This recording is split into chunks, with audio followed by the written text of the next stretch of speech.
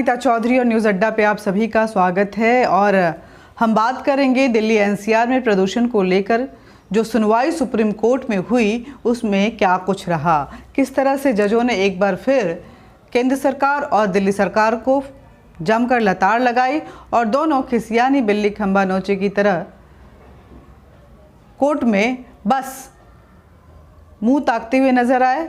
जवाब कुछ कॉन्क्रीट और सॉलिड नहीं नजर आया।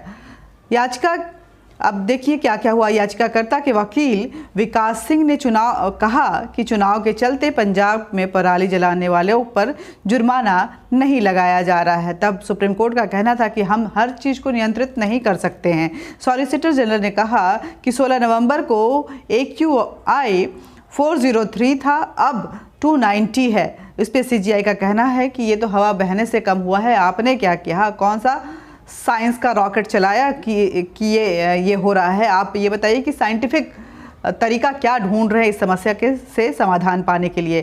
तब सुप्रीम कोर्ट ऑफ इंडिया मतलब चीफ जस्टिस ऑफ इंडिया का कहना था कि हमारे पास कई नई अर्जी आई हैं। एक मजदूर संगठन की तरफ से भी अर्जी आई है जिसमें उन्होंने कहा है कि निर्माण कार्य शुरू करवाया जाए, उनके कार्य में बाधा हो रहा है, उनकी रोजी रोटी का सवाल है। तब सॉलिसिटर जनरल ने कहा कि प्रतिबंध 21 तारीख तक था, अब स्थिति बेहतर है तो रोक हटा ली गई है। सिर्फ औद्योगिक प्रदूषण से बचने के लिए थर्मल प्लांट्स जो हैं वो बंद हैं। तब CGI ने पूछा कि क्या स्कूल खुल गए हैं? सॉलिसिटर जनरल ने कहा कि नहीं, अभी वो बंद हैं और वो विचारणीय है। सॉलिसिटर जनरल ने कहा कि अवैध निर्माण, वाहनों पर जुर्माना लगाया गया है। मौसम विभाग की रिपोर्ट है कि 26 नवंबर तक हवा और बेहतर होगी। हम 3 दिन बाद एक बार फिर समीक्षा करके आपके समक्ष पेश होंगे। तब जज साहब ने कहा कि वैज्ञानिक तैयारी होनी चाहिए। हवा के बहाव पे हम नियंत्रण नहीं कर सकते हैं, लेकिन हवा अगर ऐसी बहे तो उसके अनुसार हमारे पास क्या तैयारी है, उसके आधार पे हम क्या कदम उठाएंगे, क्या वैज्ञानिक तरीके अपनाएंगे, इस पर जरूर तैयारी होनी चाहिए, जो नहीं हो पा रहा है। तब जस्टिस चंद्रचूड़ ने कहा कि मौसम गंभीर हो जाता है तो हम उपाय करते हैं, इन उपायों का पूर्वानुमान क्यों नहीं लगाया जाता? यह पूर्वानुमान जो है एक सांख्यिकीय मॉडल के आधार पे होना चाहिए, जो कि नहीं हो पा रहा है। तब सुप्रीम कोर्ट के चीफ जस्टिस ऑफ इंडिया ने कहा कि हम इस मामले को बंद नहीं करेंगे, इसको लंबित रखेंगे और आने वाले समय में आदेश जारी करेंगे।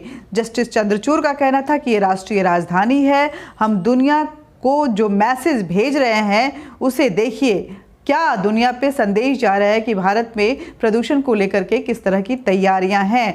आप इन गतिविधियों को पहले से रोक सकते हैं, लेकिन आप कोई भी कॉन्क्रीट तैयारी रोडमैप नहीं तैयार करते जब तक कि स्थिति गंभीर ना बन जाए। कोर्ट ने कहा कि हम सोमवार को मामले की सुनवाई फिर से करेंगे। अगले 1 दिन तक यह पाबंदी जारी रखें, फिर हवा की गुणवत्ता की सुधार की डिटेल लेकर हमारे पास आए। और उसके बाद क्या कुछ हुआ? जस्टिस चंद्रचूड़ ने कहा कि जब हालत गंभीर हो जाता है तो हम उपाय ढूंढते हैं। इन उपायों का पूर्वानुमान लगाना बेहद ज़रूरी है। हमें बहुत गंभीर स्थिति न हो जाए, इससे पहले उचित कदम उठा लेने चाहिए। हम समय रहते कार्रवाई क्यों नहीं करते हैं? दिल्ली हर बार यह मुसीबत क्यों झेलता है और जब मुसीबत आती है तभी कोर्ट में क्यों आते हैं? तब सुप्रीम कोर्ट के चीफ जस्टिस ऑफ इंडिया का कहना था कि लेबर वेलफेयर फंड में कितना पैसा है। कोर्ट के सुझाव देते हुए कहा कि जितने दिनों तक काम बंद रहता है उस दौरान मजदूरों को कुछ पैसा मिलते रहना चाहिए, ताकि उनको घर चलाने में और उनकी जीविका में कोई भी परेशानी ना हो, बाधा ना उत्पन्न हो। चीफ जस्टिस ऑफ इंडिया ने कहा कि हरियाणा, पंजाब और उत्तर प्रदेश सरकार से पराली की समस्या का निस्तारण करने के लिए किस तरह की बातें हो रही हैं, क्या उचित कदम उठाए जाने चाहिए, इसकी भी डिटेल हमें चाहिए। सॉलिसिटर जनरल ने तब कहा कि 1007 पानी का छिड़काव करने वाली मशीन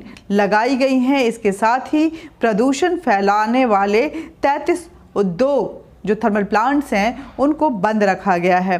तब चीफ जस्टिस ऑफ इंडिया ने पूछा कि जो विशेष बसें चलाई जा रही हैं उनसे कितने लोग यात्रा कर रहे हैं। सॉलिसिटर जनरल ने कहा कि इसका आंकड़ा कोर्ट को पहले ही दिया जा चुका है। सॉलिसिटर जनरल ने कहा कि मौसम विभाग की रिपोर्ट है कि 26 नवंबर तक स्थिति बेहतर होगी और फिर हम समीक्षा करते हुए आपके सामने उपस्थित होंगे। चीफ जस्टिस ऑफ इंडिया का इस पे कहना था कि मामले की सुनवाई को हम बंद नहीं करेंगे, हम इसको समय समय पर सुनते रहेंगे और संभव हुआ तो प्रतिदिन या एक दिन के अंतराल पर सुनवाई को जारी रखेंगे। जस्टिस सूर्यकांत ने कहा कि पराली निरास्तरण के लिए अगर गोवर्धन मॉडल अपनाया जा सकता है, यूपी, हरियाणा, पंजाब से पराली को उन राज्यों में भेजा जा सकता है जहां जानवरों के लिए चारे की कमी है। वहीं चीफ जस्टिस ऑफ इंडिया ने पूछा कि क्या इस बारे में कोई अध्ययन किया गया है कि कहां-कहां पे जानवरों के लिए चारे की कमी है। ऐसे में जो पराली आता है उनको उन राज्यों में भेजा जाए ताकि गोवर्धन मॉडल को अपनाते हुए जानवरों के जो खाद्य की समस्या है उनसे भी निपटा जा सकता है। इसके अलावा चीफ जस्टिस ऑफ इंडिया ने कहा कि खेतिहर मजदूरों की कमी के कारण किसान मैकेनिकल हार्वेस्ट अपनाते हैं, यह पूरे भारत में एक समस्या बन जाती है। सीजीआई ने कहा कि नौकरशाही क्या कर रही है, क्या वो खेतों में जाकर किसानों से बात नहीं कर सकते हैं और कुछ कॉन्क्रीट निर्णय पे नहीं पहुंच सकते हैं? वह इससे वैज्ञानिक को शामिल क्यों नहीं कर रहे हैं इस पूरे मसले पर? ऐसा करने में उन्हें क्या दिक्कत आ रही है, परेशानी क्या है? क्योंकि इस समस्या का समाधान सुप्रीम कोर्ट की अगर बातों को समझें और माने तो सिर्फ और सिर्फ साइंटिफिक मॉड्यूल को अपनाते हुए, साइंटिफिक सिस्टम को अपनाते हुए, साइंटिफिक इनोवेशन को अपनाते हुए ही इस प्रदूषण से निजात पाया जा सकता है। और सरकार, ब्यूरोक्रेट्स या कोई भी इसको लेकर के, या हम इंडस्ट्रियल सेक्टर की बात करें, कोई भी साइंटिफिक वे आउट नहीं करने की कोशिश कर रहा है, कोई भी इनोवेशन करने की नहीं कोशिश कर रहा है ताकि प्रदूषण पे नियंत्रण पाया जा सके। लोगों की जान जो जोखिम में है, कई तरह की बीमारियों का उन्हें सामना करना पड़ा है, उससे वो बचें। आज भी मैं गई थी बाहर तो दिल्ली का आसमान धुआं धुआं था। नीला आसमान कभी नज़र नहीं आता है दिल्ली में। दिल्ली सरकार को ये सोचना चाहिए, थोड़ी पब्लिसिटी कम करें और काम ज़्यादा करें तो शायद दिल्ली के लोगों को और एनसीआर के लोगों को इस समस्या से थोड़ी बहुत, पूरी तरह से नहीं लेकिन थोड़ी बहुत ही सही निजात मिल सकती है और धीरे धीरे ये पूरी समस्या भी गायब हो सकती है। लेकिन अरविंद केजरीवाल को कौन समझाए?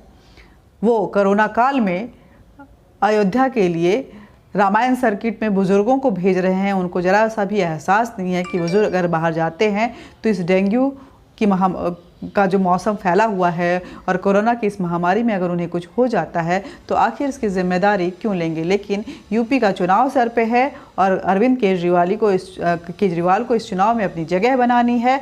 हिंदुत्व का एजेंडा वहाँ पे जो है वो स्थापित करना है। इसको लेकर के वो रामायण सर्किट में दिल्ली से पहली ट्रेन जो है वो रवाना करने की बात कर रहे हैं और कर भी रहे हैं। तो ये कितना जोखिम भरा रास्ता है और जब कुछ हो जाएगा तो फिर वो कोर्ट में रोना धोना करते हुए नजर आएंगे। सुप्रीम कोर्ट अब 29 नवंबर को इस मामले की अगली सुनवाई करेगा। कोर्ट ने केंद्र सरकार और राज्य सरकारों के दिहाड़ी मजदूरों को फंड देने के लिए कहा है। कोर्ट ने केंद्र सरकार समेत दिल्ली सरकार, हरियाणा सरकार और पंजाब सरकार को प्रदूषण को कम करने के लिए उचित कदम भी उठाने के निर्देश दिए हैं। हालांकि कोर्ट ने यह भी कहा है कि इस मामले पर डिटेल ऑर्डर करने की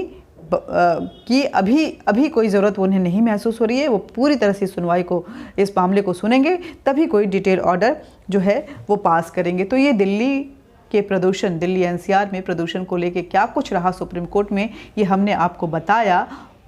कोर्ट में किस तरह से वर्ड टू वर्ड हियरिंग हुई वो सब आपके सामने रखे, लेकिन दिल्ली सरकार को इससे कोई मतलब नहीं है। दिल्ली सरकार अपने चुनावी स्टंट में परेशान है, बिजी है और अरविंद केजरीवाल मुफ्त की रेवड़ियाँ बांटते हुए अभी भी नज़र आ रहे हैं। किसी को रामायण सर्किट से मुफ्त अयोध्या दर्शन करवा रहे हैं, तो कुछ पंजाब में जाकर लोगों को हज़ार रुपये, जो महिलाएं हैं, जो 18 साल के ऊपर की महिलाएं हैं, उनको 1000 रुपये पर मंथ देने की बात कर रहे हैं। कहाँ से आएगा ये 1000 रुपया? अगर ये 1000 रुपया ऐसे मुफ्त में जाएगा तो फिर डेवलपमेंट का काम कैसे होगा, और राज्य की जो दिशा निर्देश हैं वो कैसे उनको मेंटेन किया जाएगा, किस तरह से समस्याओं का समाधान होगा। लेकिन अरविंद केजरीवाल को इससे कोई मतलब नहीं है। अरविंद केजरीवाल पब्लिसिटी और मुफ्त की रेवड़ियाँ बांटने में ही पॉलिटिक्स मानते हैं। यही राजनीति है उनके लिए। देश का विकास, राज्य का विकास और मॉरल ग्राउंड ये भाड़ में जाए। नमस्कार, जय हिंद, जय भारत। वीडियो को ज़्यादा से ज़्यादा शेयर कीजिएगा, लाइक कीजिएगा, सब्सक्राइब कीजिएगा, बेल बटन दबाइएगा और अपने विचार भी ज़रूर लिखिए। धन्यवाद।